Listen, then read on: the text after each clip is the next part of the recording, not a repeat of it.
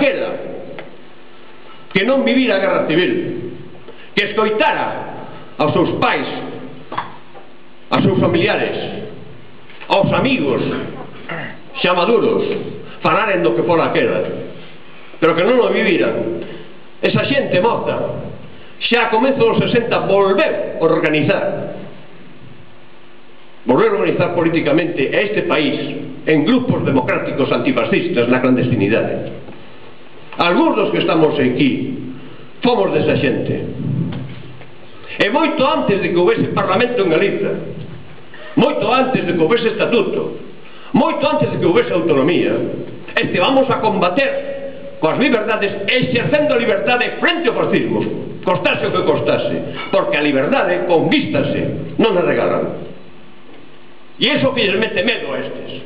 Saben que non teñen razón, saben que son ignorantes, saben que son déspotas, saben que están fora da historia, saben que a xente o sabe, e temen que a xente perda definitivamente o medo a votar como ten que votar, como cidades libres, e non como servos da greva de hai 1200 anos. Bueno, e agora que xa liberei a adrenalina,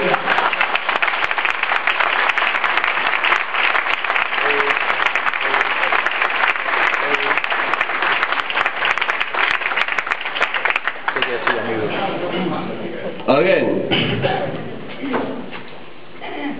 un home, un veciño, díxome o nome, pero agora non me lembro, cando estábamos arriba e saíamos de tomar un café, e non vou mirar o reloj, que non me quero enrollar, que ten que falar hoxe o Xavier Simón, non é? Eu veño de telonero.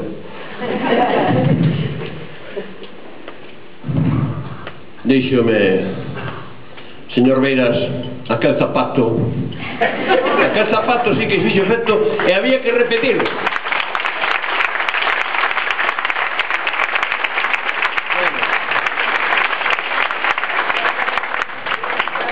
Ainda conservo ese par de zapatos, ainda por casualidade esta mañán que tiven que poñerme os zapatos rapidamente para sair da casa uns recados, collín eses porque son de trabilla, non teñen a mallón. Por eso pude sacar rapidamente no Parlamento. Se chegou a ter un zapato como maior, se empezara a desatar, non había maneira. Pero tiña o de trabilla, fixen así e saiu o zapato rapidamente. Pois queríamos contar que cando ocurriu aquelo, que o que fixen, e isto dedico yo ao director da Peneira que está ali e que, por lo tanto, como é xornalista, sabe perfectamente de que vai o asunto, e o único que fixen foi aplicar aquilo que escoitábamos todos os días decir e que leíamos nos periódicos decir e escribir, que era aquilo que unha imaxe vale máis que 1000 palabras. Eu levaba xa anos, meses falando, razonando, argumentando, non valía para nada. Era como con unha parede de frontón, con unha parede de basalto. Aqueles túzaros non querían escoitar e por riba decían que eu me puña desmelenado. Bueno, hoxe podo poñerme menos desmelenado porque teño o pelo máis corto, senón tamén me desmelenaría un pouco. Bueno, pois, aos poucos días recibín, nos días seguintes, recibín na casa até media dúcia de pares de zocos e de zocas. Eran gasallos que me mandaban, pois, zapateiros, zoqueiros, artesáns, e mandábamos con unha notiña que poñía: señor Beiras, aí llevan estas zocas que son de pau para que a próxima vez pete con eles como os de pau petan moi forte.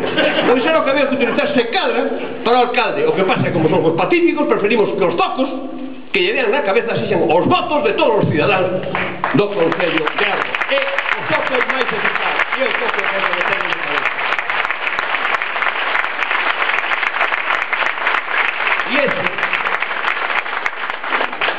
E eso sí que será democracia. Cando se di hai forzas políticas por aí adiante que se teñen presentando moitas veces as eleccións dicindo que había que abrir os concellos. Claro que hai que abrirlos, pero abrir os concellos é iso. Que significa? Vou decir en 2 minutos. Veredes, falamos moito de democracia, escoitamos moito falar de democracia, escoitamos moito decir que vivimos nunha democracia. Hai tantos anos que vivimos nunha democracia que ás veces incluso esquecemos que vivimos nunha democracia. E ás veces esquecemos como hai que actuar cando se vive en democracia e se teñen libertades, é dicir, exercelas, insisto e reitero. Pero a democracia non consiste simplemente en que cada 4 anos haxe eleccións municipais, ou cada 4 anos haxe eleccións ao Parlamento de Galiza, ou cada 4 anos haxe eleccións ás Cortes, ou cada non sei que anos haxe eleccións ao Parlamento Europeo, que ese sí que é un parlamentiño de cartón, polo de agora. Porque ali quen manda é a Comisión, e ven que nos mallan no lombo Galicia desde hai 25 anos, desde que entrou. Na pesca, no agro, nas cotas lácteas, e así sucesivamente. Bueno, a democracia exércese de dúas maneiras. Unha é o que se chama democracia representativa, elixindo os cidadáns, que son os que teñen o poder político, representantes, que son fideicomisarios. Cando os cidadáns votan aquela que elixen, ten unha responsabilidade que é un contrato no que ten que comprometerse a facer o que ofreceu facer os cidadáns e para o que os cidadáns o votaron. E os cidadáns teñen o dereito de votarlo a cantazos se non cumplen.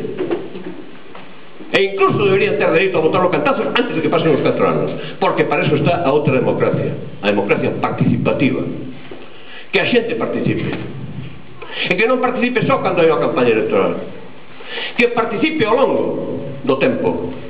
Pero para eso ten que haber formas de participación. Galiza, especialmente o rural, con vilas pequenas de cabeceira, ou mesmo ás veces moitos concellos que ni siquiera teñen unha vila de cabeceira importante, está organizada en parroquias. Aí da outra banda do Miño, na beira da Ló, na beira sur, que din que Portugal, perdonade, digo que din que Portugal porque me estou lembrando dunha estampa de Castelao, unha estampa de Castelao famoso, que se pon o pé á beira do Miño e vese a un vello e a un picariño. E o picariño pregúntalle ao vello, dille ao vello, e din que e logo os da banda da lá son máis estranxeiros que os de Madrid? E Castelao puña, non se sabe o que lle contestou o vello. Eu sí que o sei, naturalmente que eran moitísimo menos forasteiros que os de Madrid. Pois ben, esta da banda da lá hai freguesías, as parroquias, e cando hai eleccións municipais, que chaman eles autárquicas, ao mesmo tempo que os cidadáns elixen representantes na Cámara Municipal, o Concello, como ides elixir aquí no mes de maio, elixen tamén representantes nas xuntas parroquiais. E o Estatuto de Galiza establece que tería o Parlamento que recoñecer a personalidade xurídica ás parroquias e organizalas para que funcionasen. Como gobernou maioritariamente quen gobernou durante os 25 anos que van de autonomía, con 2 anos de excepción, e o que levamos agora de perto de 2 anos do goberno BNG-PSOE, o PSOE-BNG, a maioría PP non quixo recoñecer as parroquias, como non quixo organizar as comarcas, porque pedirían o poder caciquil. Pero o BNG onde goberna organiza as parroquias e dalles aos veciños a oportunidade de organizar as parroquias. Dou vos un exemplo só, acabo de estar en poucas semanas, Boiro,